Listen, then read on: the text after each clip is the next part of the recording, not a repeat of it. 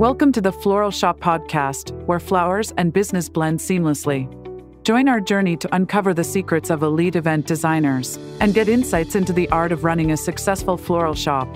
Here is your host, Ziv Raviv. Hello and welcome to the Floral Shop podcast. Today with me is Charina Cabanayan from Santa Cruz. Her business is called Orchid and Pine. Hello, Charina, how are you? I'm doing well, Ziv. Thank you so much for having me. How are you? Great. I love looking at your pictures on your site. You're really paying attention to the details of your work. So it's really a pleasure to feature you here. And I would love to start by asking you, how did you get to become a florist? So I've always loved flowers. One of those people who, when I go to a garden, I'm always taking photos of flowers and I'm looking into what their names are and learning more about them. So that's always been a fascination. My grandmother had the most beautiful rose garden while I was growing up. And so I would always spend time in the garden with her. And so it really started from when I was really young. Yeah, my work now, I realize, is an evolution of that fascination. Whenever, friends or family would give me flowers, I keep them for much longer than I should. With fresh flowers, they have a certain life. And so I just started naturally drying flowers in that way. And so that's really kind of my roots. My background is in fashion design, and I think there's a lot of correlation between that and floristry as well. There's an interesting relationship between those two. So for those of us that are like driving now and listening to this, Orchid and Pine Botanical Studio actually sells dried flowers within something that would look like a glass container with a lid on it, and it's just designed to perfection.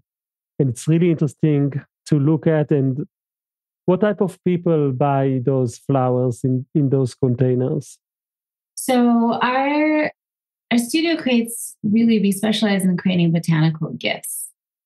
Because of my background in fashion, and I actually had a women's wear label for many years that we also sold to boutiques. That's really my background in business.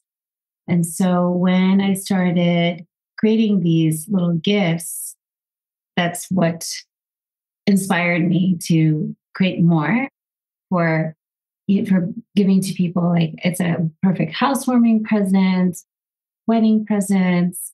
So it's really about gifting flowers. So most of my customers will find our products because they're looking for something unique to give to a friend for a special occasion.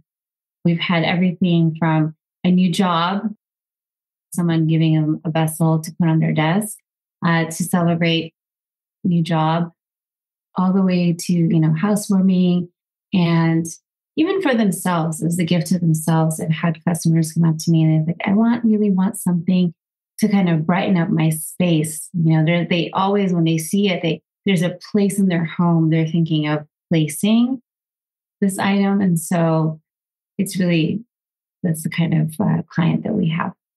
And you designed these earth vessels with flowers. Are those flowers that you dry, or that you buy them already dry?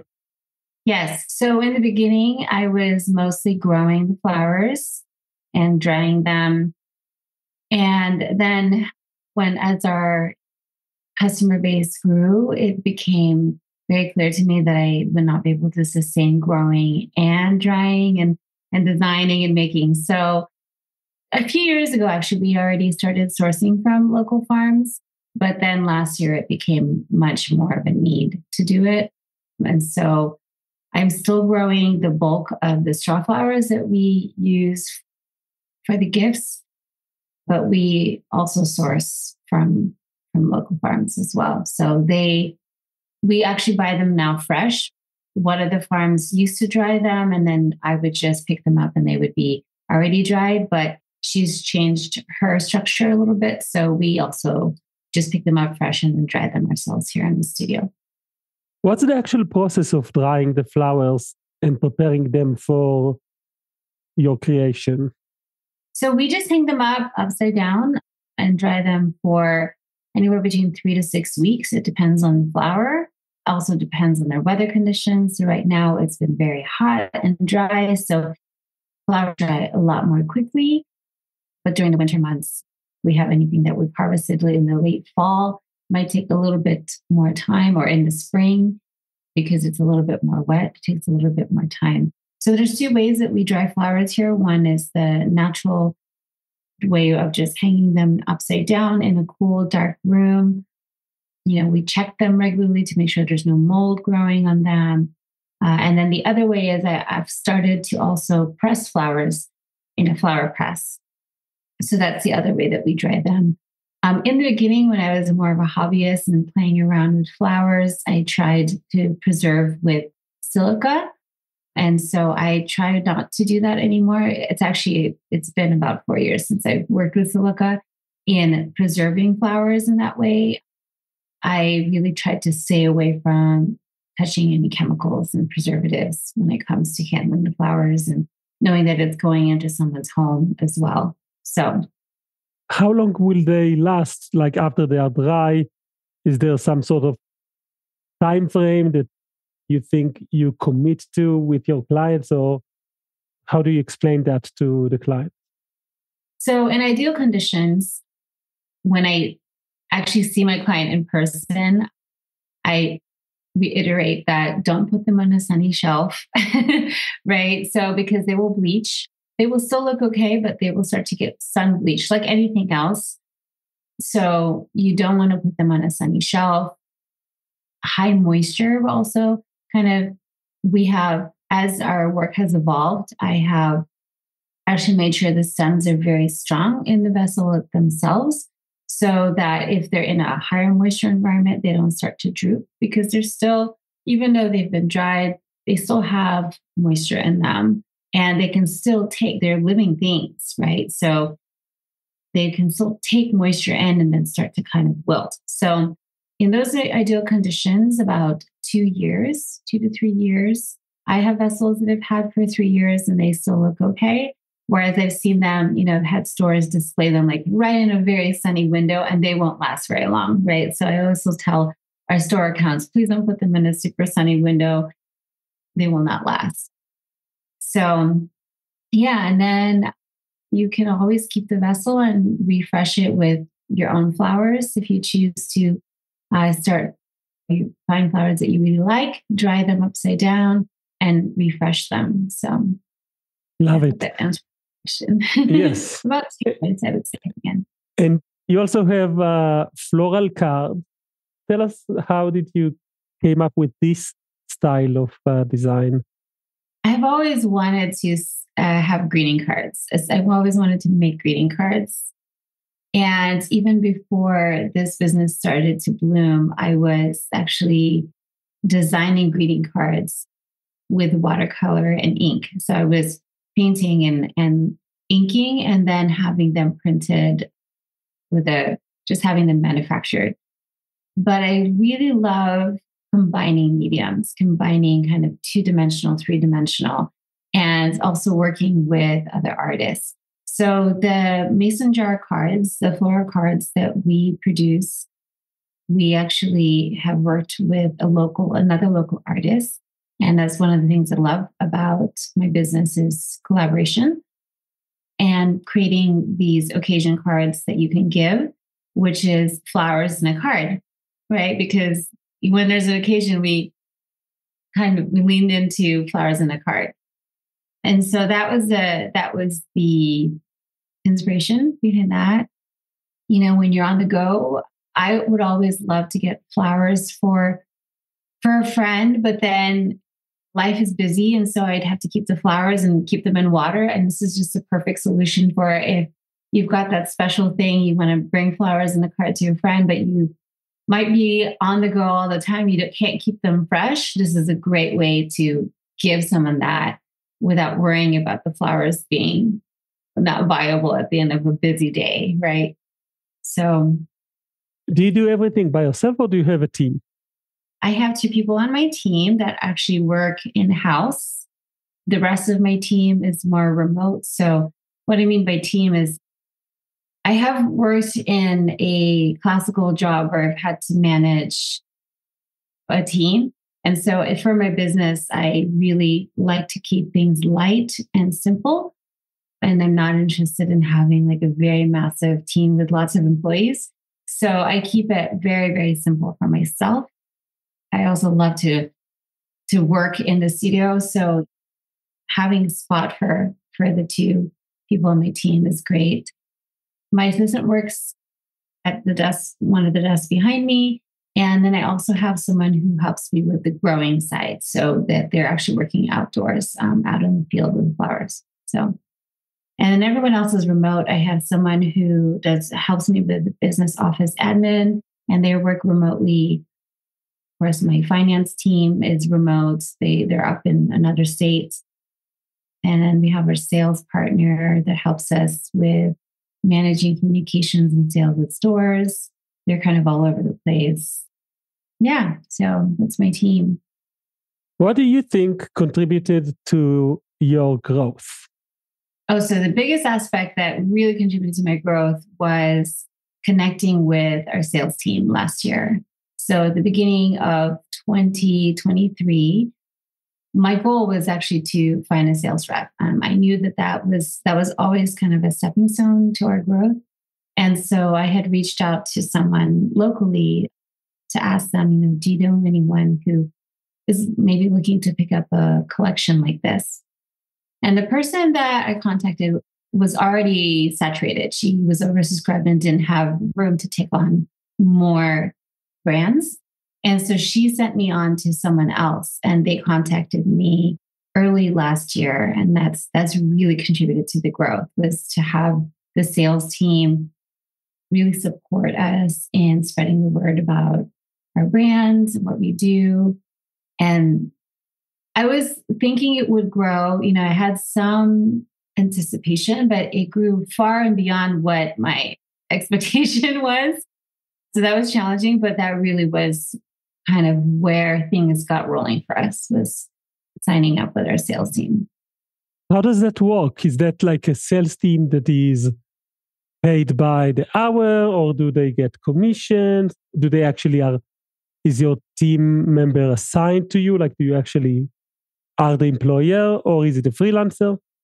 No, so it's a showroom, and they have been around for about 30 years.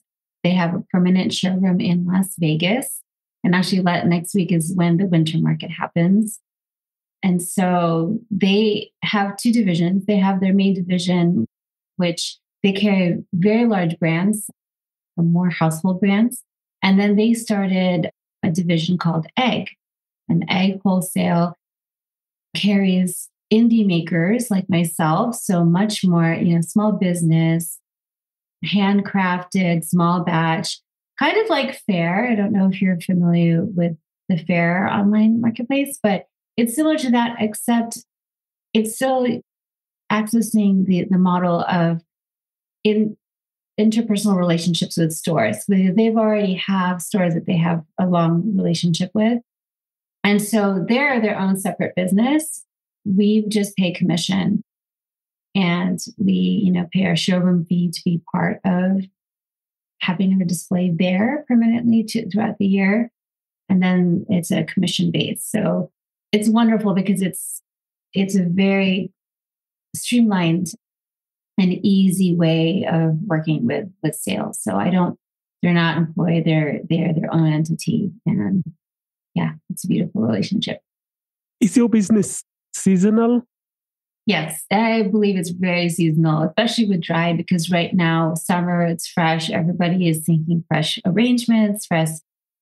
So my season, my busy season starts from July all the way up through April before Mother's Day. Then I have a nice little down cycle. So, yeah. So what do you do when you're down cycle? So that's when I go back in and I do a lot of business strategy right now. So this down cycle we've had has afforded us to really focus on preparing for the latter half of the year. So that means looking at our data from the first 2 quarters, assessing kind of where we're going with our products, rebuilding up our website so that it's going to work very efficiently during the busy time of the year, creating brand collateral and assets to communicate or marketing later on in the year. So a lot of that is happening. So it's like I'm not busy with production and sales per se, but we're still very, very busy with the other aspects of our business during this time. What do you do to actually let people know about you online and find your website? So a lot in the beginning was really just a lot of footwork. My first year, as I mentioned before, that this wasn't really like the business I thought I was going to have. My first year, I was still combining my illustration and paintings with the dried florals. So my first year, I did a lot of in-person events, experiential events, pop-ups and things like that in stores. And then the following year after that, it became more about a little bit of a mix of that, still getting the word out, hitting the street, meeting with people, seeing how they respond, seeing what they like, what they don't like. And it became a little bit of social media, but more email marketing and kind of spreading the word by that.